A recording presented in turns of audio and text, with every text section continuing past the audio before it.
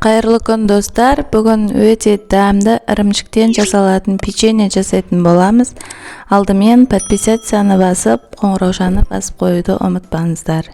Мінекей өте дәмді, сочный болып шығады. Алдымен бір жұмыртқамызды жарып аламыз. Мінекей араластырып, және құмшекеріміздің жартысын ғана қосатын боламыз. Дәміне қарай жартысын қазір творогқа араластыратын боламыз. Сол үшін мен жартысын қостым. Тәттілеу болсын десеңіз, өздеріңіз қалауыңызша тағы кішкене қосып жіберсеңіздер болады. Мінекей мен қаймағыма разрыхительді қосып араластырып қойдым. Біраз тұрған соң мына тұз салып жібереміз. Мінекей сәл тұрды, қозғап қаймағымызды құятын боламыз. Мінекей достар, каналыма тіркелмеген болсаңыздар тіркеліп, лайк басып, рецепттерім ұнаса комментарий жазып кетуді ұмытпаңыздар. Жақсылап қозғап аламыз, іртігі кеткенше. Мінекей. Енді қасықпен қозғап, електен өткен дайын ұнымызды қосып, жаймен қамыр илейтін боламыз. Осылай мен қолмен илейтін боламын қазір.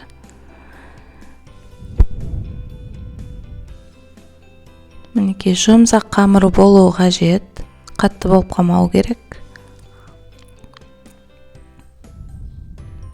Жұмсақ қамыр илейміз.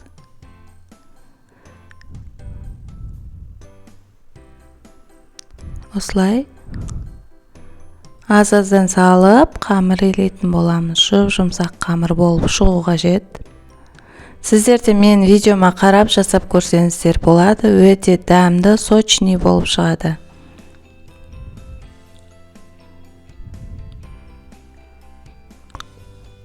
Мінекей қамырымыз дайын. 10-15 минутқа қойып қоямыз.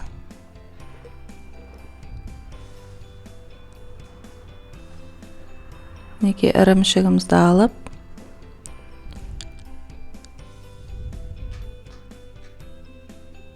ірімшігімізді салып, үстіне жұмыртқамыздың ағын салатын боламыз. Сарысын бетіне жағуға алып қоямыз. Мінекей сарымыз кішкене түсіп кетті, ештеңе етпейді.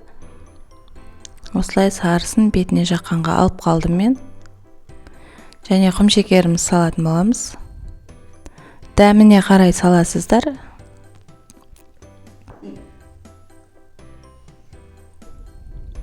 Жақсылап араластырып, құмшекері ерігенше араластырамыз. Мінекей қоспамыз дайын болды. Осылай енді қамырымыз дайын болып қалды. Енді жаятын боламыз. Жұқа етпейміз, қалың етпейміз, орташа етіп жаятын боламыз. Мінекей достар, осылай қамырымыз кішкене ұн сеуіп, өйткені жұмсақ қамырымыз. Кішкене ұнымызды сеуіп, қамыр илеп, осылай стаканның көмегімен жасайтын боламыз. Стаканның көлемі кішірек болып кетеді. Сол үшін мен құмшекер салатын ыдыспен кестім. Осылай жартысын салафанға салып қойып қоямыз. Ішіне салмаларын салып, жауып шығамыз. Мінекей. Дәл осы рецепт бойынша видеоға қарап жасасаңыздар болады.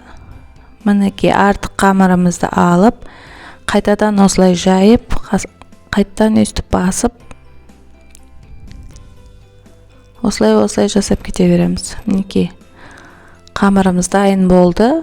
Жұмыртқамызға кішкене бір қасық сүт қосып жіберіп, жақсылап араластырып, бетіне барлық жеріне тигенше сап-сары қылып жағып шығамыз. Мінекей достар, дайын болды. Өте дәмді болып шығады. Каналыма тіркеліп, лайк басуды ұмытпаңыздар.